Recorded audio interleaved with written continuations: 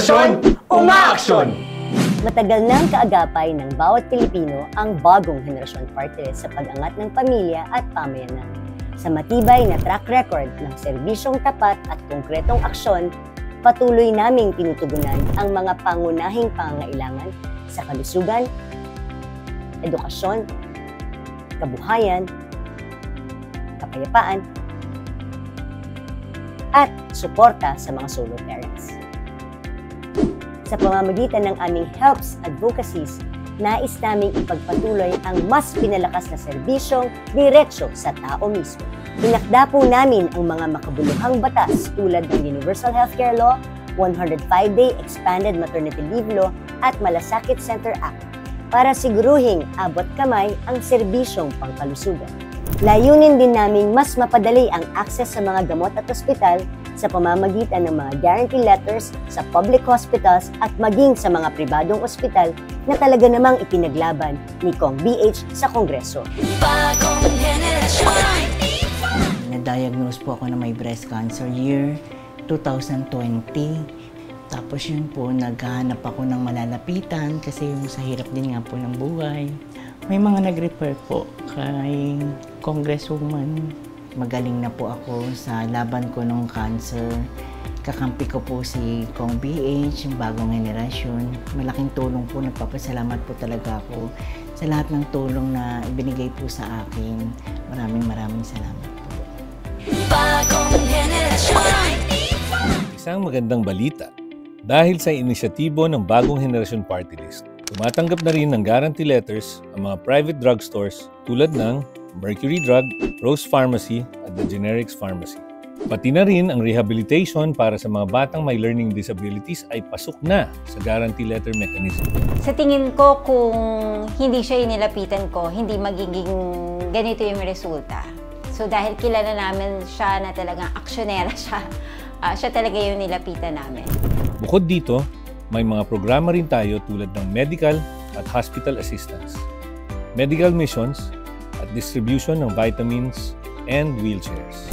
Dahil minsan, mahirap humagilap ng mga guarantee letters para sa private hospitals, gagawing batas ng bagong henerasyon ang Malasakit Center sa private hospitals. Bagong henerasyon. Sa edukadong kabataan, nakasalalay ang pag-unlad ng bayan. Itinulak ng Bagong Henerasyon Party List ang Universal Access to Quality Tertiary Education Act and Free Internet Access in Public Places para gawing mas abot kamay ang edukasyon para sa lahat. Kaya po tayo nagpasa ng batas sa Kongreso. Gusto ko itong SUF para lamang sa free wifi. Ano po bang batas ang nagsasabi? Yung cash na para sa free wifi, pwede munang hiramin ng national government para gastusin sa ibang bagay nang hindi nagpapaalam or walang proper documentation. Bagong henerasyon. Ang disenteng kabuhayan ay susi sa masaganang buhay. Sa pamamagitan ng mga livelihood projects ng Bagong Henerasyon Party List tulad ng Bike Hanap Buhay, microfinancing at entrepreneurship seminars, libo-libo na ang nabigyan ng bagong pag-asa.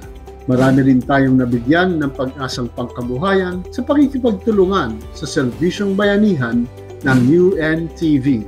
Nagmamasamasahe na po ako nung time na nag-aral ako kay Ma'am BH. Thank you for chance na binigyan niya ako ng pagkakataon para magkaroon na ng license. Yun po yung ginamit ko, yung naging unang hakbang ko para marating ko at nakapagparal ako sa aking mga anak.